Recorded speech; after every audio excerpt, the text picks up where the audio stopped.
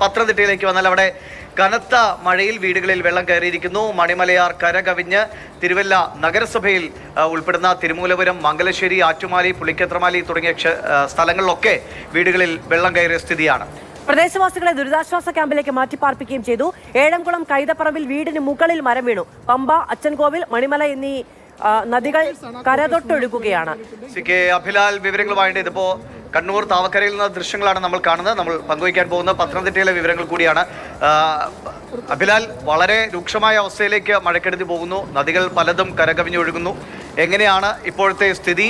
മഴ ഇപ്പോഴും കാണുന്നു. എങ്ങനെയാണ് അവിടുത്തെ കാലാവസ്ഥ മുന്നറിയിപ്പുള്ളത്? ഏതൊക്കെ മേഖലകളിലാണ് ജനങ്ങൾ കൂടുതൽ ദുരിതത്തിലായിരിക്കുന്നത്?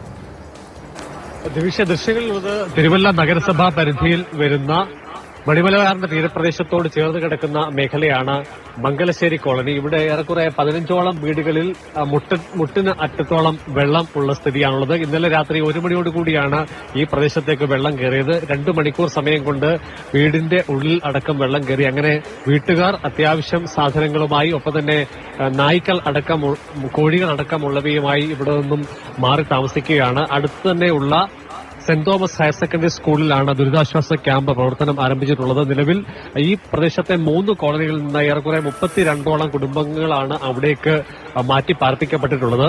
ഏറ്റവും ആദ്യം, അതായത് മണിമലയാർ കവര കവിഞ്ഞാൽ ആദ്യം പത്തനംതിട്ട ജില്ലയിൽ വെള്ളം എത്തുന്ന ഒരു പ്രദേശമാണ് മംഗലശ്ശേരി കോളനി. സാധാരണക്കാരായിട്ടുള്ള ആളുകൾ താമസിക്കുന്ന പ്രദേശമാണ്. മംഗലശ്ശേരി കോളനിയുടെ പിൻവശത്ത് എന്നുള്ളത് കൃഷി ഇല്ലാതെ കിടക്കുന്ന വയൽ പ്രദേശമാണ്. സാധാരണഗതിയിൽ ഇവിടെ വെള്ളമുണ്ടെങ്കിൽ അത് തോടുകൾ വഴി മണിമലയാറ്റിലേക്ക് ഒഴുകി പോവുകയാണ് ചെയ്യുന്നത്. അതേസമയം തന്നെ മണിമലയാർ കര കവിഞ്ഞ് ഒഴുകുന്ന സാഹചര്യമാണ്. എന്നാൽ തന്നെ ഇവിടെ നിന്ന് വെള്ളം അങ്ങോട്ട് പോകാതിരിക്കുകയും വെള്ളക്കെട്ടായി മാറുകയും അത് പിന്നീട് വെള്ളപ്പൊക്കം എന്നുള്ള നിലയിലേക്ക് മാറ്റപ്പെടുകയുമാണ് ഉണ്ടായിട്ടുള്ളത്.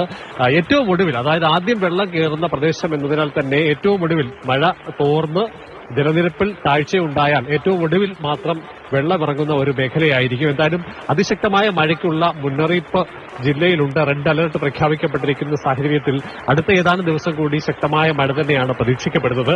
അതേസമയം തന്നെ മണിമലയാറിന്റെ മറ്റിടങ്ങൾ, മല്ലപ്പള്ളി അടക്കമുള്ള മേഖലകളിലും മണിമലയാർ കരതൊട്ട് ഒഴുകിക്കൊണ്ടിരിക്കുകയാണ്. പ്രദേശവാസികൾ നേരിയ ആശങ്കയിലാണ്. ഒരുപക്ഷെ അടുത്ത ദിവസത്തേക്ക് പലയിടങ്ങളിലും സാമാന്യം ഭേദപ്പെട്ട അളവിൽ താഴ്ന്ന പ്രദേശമെന്ന് കണക്കാക്കപ്പെടുന്ന ഇടങ്ങളിലേക്ക് വെള്ളം എത്തിച്ചേരാനുള്ള സാഹചര്യമുണ്ട്. അങ്ങനെയെങ്കിൽ വീടുകൾ വിട്ട് ദുരിതാശ്വാസ ക്യാമ്പുകളിലേക്ക് പോകേണ്ടി വരും എന്നാണ് കണക്കാക്കപ്പെടുന്നത്. ഇതര ജില്ലകളെ അപേക്ഷിച്ച് ദുരിതാശ്വാസ ക്യാമ്പുകളുടെ എണ്ണമടക്കം ജില്ലയിൽ കുറവാണ്. മഴക്കെടുതിയിലും കാര്യമായ കുറവാണ് ഇപ്പോൾ ഉള്ളത്. അതേസമയം തന്നെ കഴിഞ്ഞ എല്ലായിടങ്ങളിലും 2 ദിവസത്തെ കനത്ത മഴ പെട്ടെന്നൊരു വെള്ളപ്പൊക്ക സമാനമായ സാഹചര്യം ഉണ്ടാക്കുന്നു. വെള്ളം കൃത്യമായിട്ട് ഒഴുകിപ്പോകാൻ സ്ഥലമില്ലാതിരിക്കുന്നു. ഒഴുകിപ്പോകേണ്ട സ്ഥലങ്ങൾ അത് മണ്ണ് മൂടിക്കിടന്നും വേണ്ട വിധത്തിൽ വൃത്തിയാക്കാത്തത് വലിയ പ്രതിസന്ധിയാകും.